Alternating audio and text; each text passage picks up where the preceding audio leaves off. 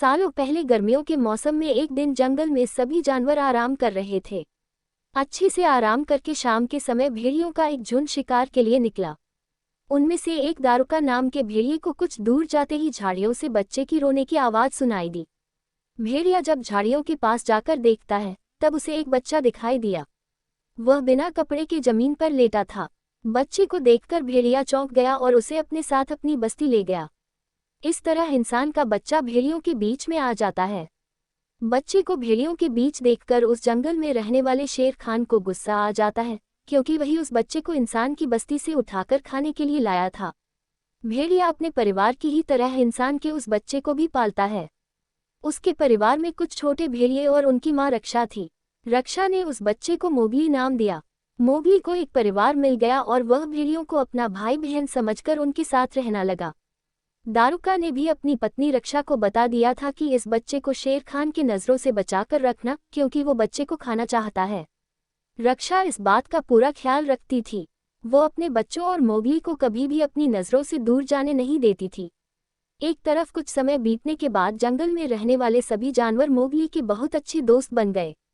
दूसरी तरफ शेर खान दूर से ही मोगली पर नज़र गड़ाए रखता था। वह मोगली का शिकार करने के लिए उचित समय के इंतजार में था। भेड़ियों के झुंड का नेतृत्व एक बुद्धिमान भेड़िया कर रहा था। उस दल में बल्लू नाम का भालू और बगीरा नामक एक पैंथर भी था। सभी एक जगह एकत्रित होकर मोगली को लेकर बातें करने लगे। उनका कहना था कि हमें मोगली को भेड़िए की तरह ही पालना होगा। इस पर झुंड का सरदार अपने साथी बगीरा और बल्लू को बोलता है कि तुम दोनों मोगली को जंगल के नियम कानून सिखाओगे, साथ ही मोगली की रक्षा भी करोगे। इस तरह मोगली को जंगल में रहते रहते 1 साल बीत जाता है। मोगली धीरे धीरे करके बड़ा होने लगा और उसके बड़े होने तक बल्लू और बगीरा मोगली को सारे नियम कानून के साथ ही खुद की रक्षा करने का तरीका भी सिखा देते हैं। मोगली बड़े होने तक कई जानवरों की भाषा सीख जाता है। साथ ही वह आसानी से पेड़ों पर चढ़ना, नदी में तैरना व शिकार करना भी सीख गया। बगीरा ने मोगली को इंसानों द्वारा बिछाए फंदे और जाल से दूर रहने और जाल में फंसने के बाद उससे बाहर निकलने के तरीके सिखाए। एक दिन समूह में रहने वाला एक भेड़िए का छोटा बच्चा शिकारियों के बिछाए जाल में फंस जाता है। उस फंसे हुए भेड़िए को शेर खान खाना चाहता था। तभी शेर खान से पहले मोगली वहां पहुंचकर नन्हे भेड़िए को बचा लेता है। शेर खान को ये सब देखकर बहुत गुस्से आ जाता है। फिर शेर खान कुछ दिनों बाद मोगली को पकड़ने की कोशिश करता है, लेकिन वो उसे पकड़ नहीं पाता। गुस्से में शेर खान फैसला लेता है कि वो मोगली को पकड़ने के लिए बंदरों की सहायता लेता है। सारे बंदर जंगल के दूसरे हिस्से में रहते थे। वो सारे बंदर काफी खतरनाक थे। शेर की बातें सुनकर बंदरों का राजा मोगली को पकड़ने के लिए तैयार हो जाता है। बंदरों का राजा अपने सारे बंदरों को मोगली को पकड़ने का आदेश देता है।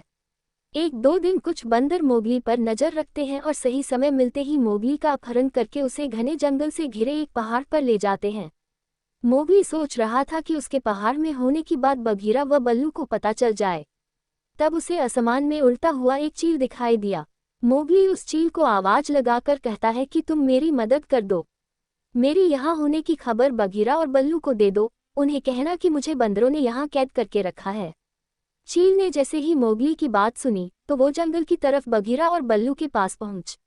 बगीरा और बल्लू को मोगली की जानकारी मिलते ही वे को नामक अजगर से सहायता मांगने पहुंचे। शुरुआत में को सीधे बगीरा और बल्लू को मना कर देता है। फिर वे को मोगली के बारे में बताते हैं। मोगली के बारे में जानकर को उनकी सहायता करने के लिए राजी हो जाता है। सभी मोगली को बचाने के लिए निकल पड़ते हैं। शीघ्र ही को, बगीरा और बल्लू बंदरों के इलाके में पहुंच जाते हैं। वहां पहुंचकर तीनों छिपकर देखने लगते हैं। तीनों देखते हैं कि वहां सैकड़ों बंदर हैं। फिर थोड़ी देर बाद को कहता है कि अब मोगली को बचाने का समय आ गया है, चलो उसे बचाकर ले आते हैं। तभी तीनों बंदरों पर हमला कर देते हैं। बगीरा अपने पंजों से बंदरों पर वार करता है, जिसके दर्द से बंदर चिल्लाने लगते हैं। तभी कुछ बंदर बल्लू पर टूट पड़ते हैं। ये देखकर को अजगर आता है और बंदरों को पूंछ से मारने लगता है। उसके बाद बंदर डरकर भाग जाते हैं। फिर तीनों चैन की सांस लेते हैं और को मोगली को दरवाजा तोड़कर बाहर निकाल लेता है। मोगली आज़ाद होते ही पेड़ के पीछे दौड़कर छिप गया। फिर अचानक से बंदर हमला करके बगीरा को घेर लेते हैं। बगीरा को घेरने के बाद बंदर मोगली को फिर से पकड़ लेते हैं। मोगली देखता है कि बगीरा घिरा हुआ है। तभी उसे याद आता है कि बंदरों को पानी से डर लगता है। वो बघीरा को चिल्लाकर बोलता है कि पानी में कूद जाओ, बंदरों को पानी से डर लगता है। बघीरा ये सुनते ही तुरंत पानी में कूद जाता है और बंदरों के चुंगल से बाहर निकल जाता है। कुछ समय बाद मोगली बंदरों की कैद से भाग जाता है और फिर वह एक इंसानी बस्ती में पहुंचता है। उस बस्ती में पहुंचने के बाद उसे एक औरत मिलती है। उस औरत का नाम मेसुआ था, जिसका बच्चा सालों पहले एक शेर जंगल में उठाकर ले गया था। मोगली उसी औरत के साथ गांव में रहने लगता है। गांव वालों ने भी मोगली को रहने दिया और उसे जानवरों की देखभाल की जिम्मेदारी सौंप दी। कुछ दिनों बाद मोगली का भेड़िया भाई उसे गांव में देखता है। देखते ही भेड़िया सीधे मोगली के पास जाकर उसे बताता है कि शेर खान उसे मारने की तैयारी कर रहा है।